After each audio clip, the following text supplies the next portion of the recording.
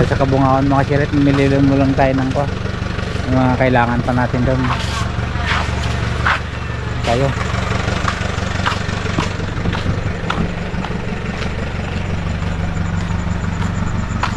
Lugmalat nga eh. Ano yan?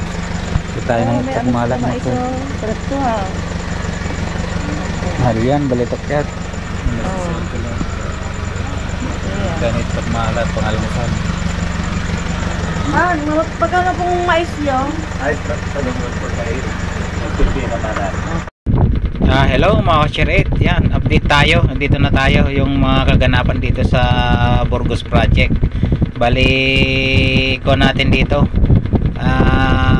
January 3. Yan, ito na yung mga ko namin kaganapan. Nagpipintura na kami yan. Yan. Lapitan natin para makita nyo. Yan. Bali gumamit kami dyan ng acrylic. Then bago namin in-acrylic is nilagyan muna namin ng waterproofing para sure na walang leak.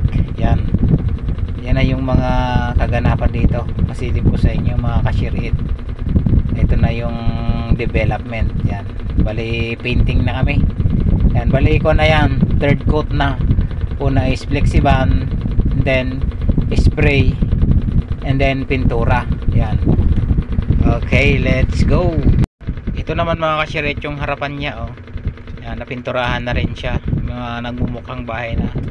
Okay, maganda na siya bali pangatlong pintura na rin yan. Yan. Okay, let's go. Yan naman mga ka-share yung pantry namin 304 I mean stainless. Yan, ito naman yung cabinet namin. Yan, modern. Yan, let's go. Yan naman yung CR natin, binabada natin siya ng tubig para makita kung may lake. Let's go. CR sa second floor. Yan. Mga shiret yung third floor, baba tayo sa second floor. Yan, may papakita lang ako sa inyo mga shiret. Yan, balito yung ceiling na natin sa second floor. Yan mga shiret yung wall cladding natin, outdoor. Nakikabit na, bali nilagyan lang natin na siya ng dyaryo para hindi matilapsikan ng pintura, kasi yan na yung pinakakulay ng finish niya. Hindi na natin yan pipinturahan.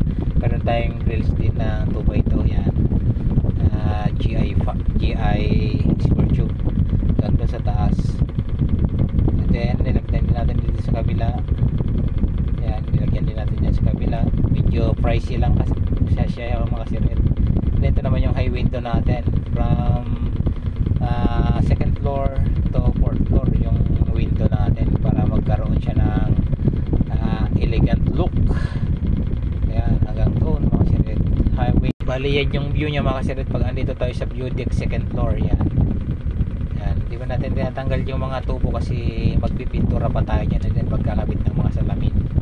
Kaya dyan muna yung mga apakadila para hindi tayo pa ulit-ulit sa labor. Gawa tayo ng ganito.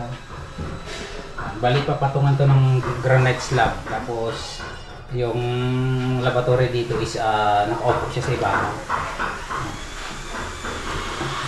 Nilagyan ng dito kasi ilalagay yung shower mixer. Shower mixer. Yung niya, yung heater. Yan, yung plug niya. At the same time, pwede siya paglagyan ng mga stock sa CR. Yan. Nandiyan yung stainless. Bali yun ang gagawin natin dun mga ka-share.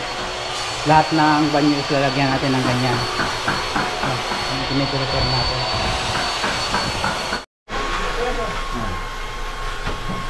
Yan abang ng heater yung papunta sa shower, and then yung water supply natin. Dito rin yung lababo.